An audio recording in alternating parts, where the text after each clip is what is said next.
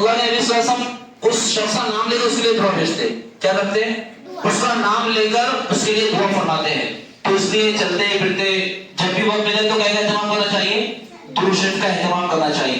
تو ماشاءاللہ یہ ہر ہفتے جو اپنے پاس جو مجلس ہوتی ہے یہ ذکر کی مجلس ہوتی ہے. کیا مجلس ہوتی ہے؟ ذکر. اب ذکر کا مجلس کا مقصد کیا ہے؟ کہ ہم خوب اللہ تعالیٰ کو یاد کرنے والے ہو جائے. کیا ہو جائے؟ کہ اللہ تعالیٰ کا جو ذکر ہے, اللہ تعالیٰ کے ذکر کرنے سے انسان کو کیا ہوتا؟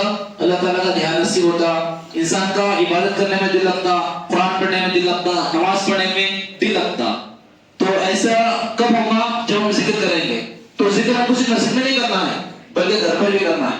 کب کرنا ہے؟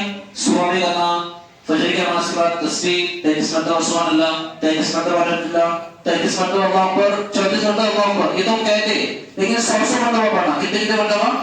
100 مرتبہ درود شریف, 100 مرتبہ تیسرا کلمہ اور 100 مرتبہ استغفار. سب پڑھیں گے انشاءاللہ. تو ماشاءاللہ دیکھیے, تو کریم صاحب مولانا کریم صاحب نے بھی آپ کے سامنے بہت ساری چیزیں پیش کی. تو اصل میں کیا عرض کر رہا تھا, ہماری جو زبان کون سی ہے, اللہ کی زبان کون سی ہے؟ عربی ہے. اللہ کے نبی کی زبان عربی ہے. اور جنت کی زبان کون سی ہے؟ اب ہم سب جنت میں چلے جائیں گے تو آپ یہ نہیں پوچھیں گے اے زید تو کہا جا رہا, تم یہ بولیں گے کہا ماہرہ کہا نکلی نہیں, ایسا ہوگی بات ہوگا. بلکہ وہاں پہ سب کیا کریں گے؟ عربی میں بات کریں گے. کیسے بات کریں گے؟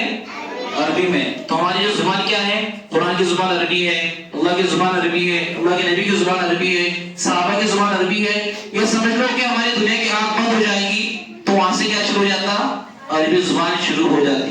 تو ہمارے اللہ کے ساتھ سے امید ہے کہ ہمارے نیک اعمال تو ایسا نہیں ہے, لیکن اللہ تعالیٰ سے امید ہے کہ اللہ کو بتا دے گا جنت میں داخل کرے گا. تو جب جنت میں چلے جائے گا انسان تو پھر کیا ہوگا؟ وہاں پر اللہ تعالیٰ کی بہت ساری نعمتوں سے انسان کیا کرے گا؟ فائدہ اٹھائے گا. وہاں پہ انسان جنت میں جانے کے بعد اس کو کبھی موت آئے گی کیا؟ نہیں, موت کو بھی اللہ تعالیٰ کیا کر دیں گے؟ ختم کر دیں گے. پھر جنت میں جانے کے بعد انسان کو کسی چیز کا غم نہیں ہوگا. پھر جنت میں اللہ نے بہت ساری نعمتیں رکھی, ایک نہیں بہت ساری نعمتیں رکھی. جنت میں کیا ہوں گے؟ چہروں کے بازار لگیں گے. کیا کے بازار لگیں گے؟ چہرے. ہمارے جو چہرے ہیں نا, تو وہ کسی کا چہرہ اچھا لگتا ہے, پسند آ جاتا ہے کہ ماشاءاللہ بہت خوبصورت چہرہ ہے. تو انسان جیسا چہرہ وہاں چاہے گا اللہ تعالیٰ اس کے چہرے کیا کر دیں گے؟ ویسا اس کو بنا دیں گے. اور سب سے بڑی خوش نصیبی کی بات یہ ہوگی کہ اللہ کا جب ہم جنت میں جائیں گے تو اللہ تعالیٰ کا ہم کو دیدار نصیب ہوگا. کس کا دیدار نصیب ہوگا؟ اللہ تعالیٰ کو ہم دیکھ سکیں گے. دنیا میں اللہ تعالیٰ کو دیکھ سکتے ہیں کیا؟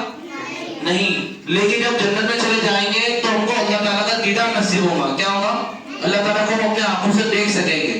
تو ماشاءاللہ اللہ تعالیٰ نے جو جنت بنائی ہے کس کے لیے بنائی؟ ایمان والوں کے لیے بنائی, نیک عمل کرنے والوں کے لیے بنائی ہے.